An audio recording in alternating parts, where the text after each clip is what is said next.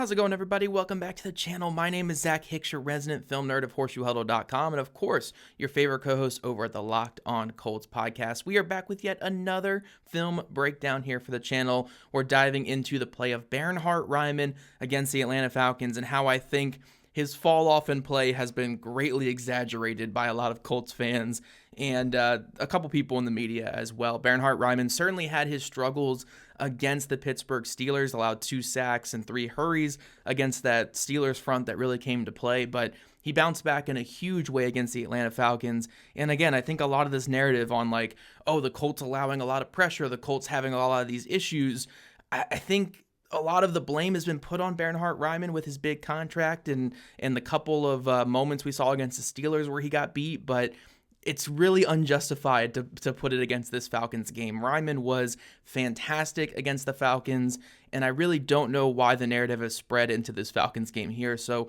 we're going to dive into a couple of his pass blocking clips against the Atlanta Falcons, talk about just how good he was. And honestly, a lot of the filters I did on these plays were plays that were where sacks were taken by the Colts, third down plays, and plays that went for over 2.5 seconds in the pocket. So really the plays that are struggling and like tough for offensive tackles, I thought Raimann did a fantastic job overall. So here we got him obviously at left tackle here. This is against Jalen Walker, very, very talented pass rusher. Does a really good job of getting into his set. Does a little circle punch, hand on the outside shoulder, locks it down. Walker's not able to get any penetration whatsoever. Give Daniel Jones that time he needs to get this ball out of his hands.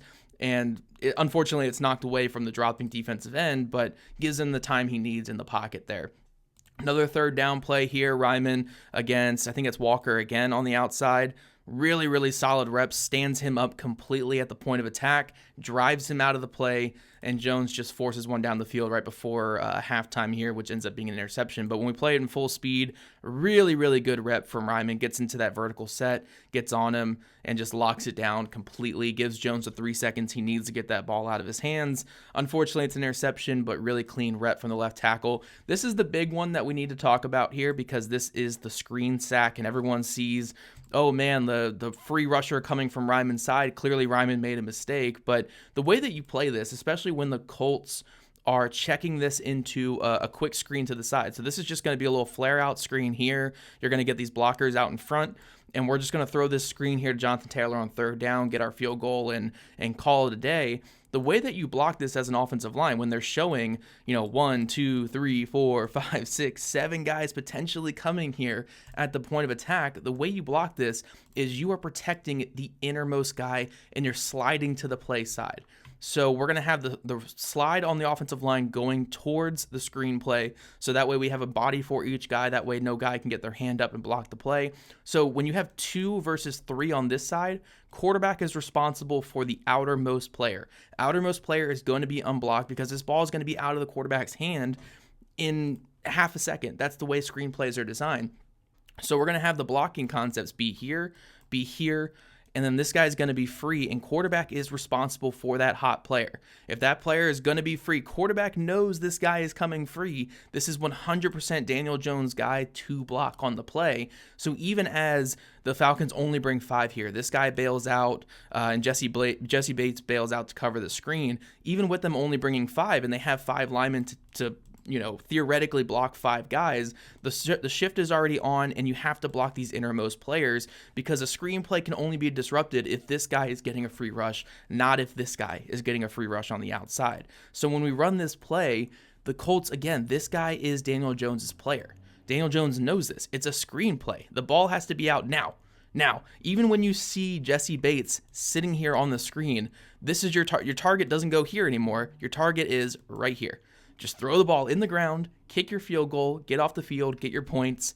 They got you. The defense got one over you. That's the end of the play. You can't hold it here like Daniel Jones does. He scrambles out of the pocket. Let me move this out of the way. Scrambles out of the pocket on a screen. And even like with this scramble here from Jones, I know I'm going so hard on Jones here, but this I think is just his worst play of the season. When you're running around right here, what's the end goal?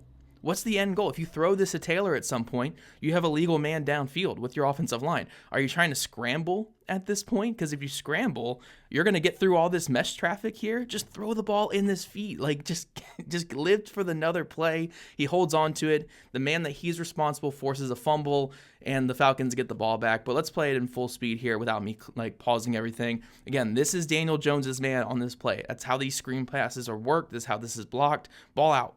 Ball out. No matter what, ball has to be out there. If you hold it, it results in this kind of play. Falcons get that turnover. If anyone wants to blame the left tackle for that, I mean, that would be absurd in my opinion. Another third down play here. Daniel Jones probably could have got this ball out to Josh Downs, but Falcons do a really good job bringing this late blitz. Guy comes over here. Taylor has to work across and block that guy. And at this point, Jones was already kind of feeling the pressure in the pocket. He wasn't really feeling the game super well. So even though this is pretty well picked up, and right here, you have a nice clean pocket to slide up, Josh Downs is freeing up on this option route, probably can get your head back to him and throwing the ball. Jones is already feeling that pressure, decides to get out of the pocket. But when we look at Bernhard Raimann, look at the way that he handles this rush against Arnold Ebiketie. Really, really good, just really good, solid rep here on an island, completely on his side of the field. Gets his hands on, stands him up, drives him out of the pocket. Fantastic stuff from your franchise left tackle. Play it at full speed here. Really, really good rep from Bernhard Raimann on that left side of the offensive line. I just don't know what more we could have asked for him in this game here. Another play-action play here. Colts are trying to get that deep shot. Mo Alley-Cox on the defensive end. Bernhard Raimann comes down the 3-tech. Raimann is just completely locking that up. You're getting the 3 seconds to throw here from the quarterback. Jones scrambles, fumbles on a late sack here. That's like for a loss of like 0 yards. But, I mean, again, if you want to blame the left tackle for this, left tackle, hands inside, solid base, completely locking up. Guy gets no penetration in the pocket whatsoever. That's just a really well-blocked play by Raimann, again, on an island there on that left side of the offensive line. And then our final play of the game here to showcase Raimann, again, on an island versus Jalen Walker, fantastic young pass rusher, had a sack in this game, just drives him out of the play on the stunt, gives that window to throw the ball to Tyler Warren. Really, really good stuff. So, I mean, I could honestly have put every single one of Raimann's pass blocking reps in here, according to Pro Football Focus. And I'm not trying to say take Pro Football Focus as gospel here, because I do have my disagreements with them in how they grade offensive linemen. But Pro Football Focus had him as the second highest rated pass blocking offensive tackle in the NFL that week with an 88 grade, only 1 pressure allowed. And I had the same thing. Like, I only had the 1 pressure allowed. It was like on a play action early in the game, and he got walked back a little bit into Jones's face. I don't even know if I would really call that a pressure because the ball still got out.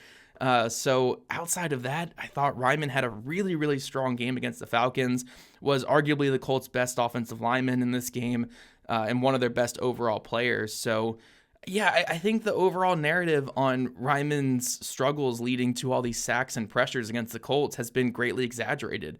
I think he's played some really, really good football. The Steelers game was a bit tough, but the Colts dropped back to throw 50 times, and this is a run-blocking first offensive line. Of course, you're going to allow 2 sacks against Alex Highsmith and TJ Watt, when you're throwing the ball 50 times in that game. So, yeah, I think the Raimann's fall off has been greatly exaggerated. I think he's played some really good football, and he's been a really big part of what the Colts are doing this year. And even with this bit of a struggle the last 2 weeks, I don't think Raimann's been a big reason for it. I think some of the pass protection from the running back, some of the pass concepts and the quarterback not seeing the field well, I think those are more to contribute for a lot of these sacks. I think Raimann's played some great football, and I really wanted to push back on that narrative that it's a lot of his struggles. He's played some really good ball, and I'm always excited to watch how he's developed over the years at left tackle. So at the end of the day, again, my main point with this article is let's not blame Bernhard Raimann for a lot of these sacks and a lot of these pressures. He's playing great football. I thought he was phenomenal against the Atlanta Falcons, and even this one that we want to just give on him because it's on his side of the line. This is the quarterback's man. The ball has to be out hot, and it just didn't come out on the play. So, Raimann played some really great football in the game before the bye. And I expect this to continue going forward. He was Sumer Sports' second-team All-Pro left tackle for a reason, and I expect him to continue this high level of play the rest of the season.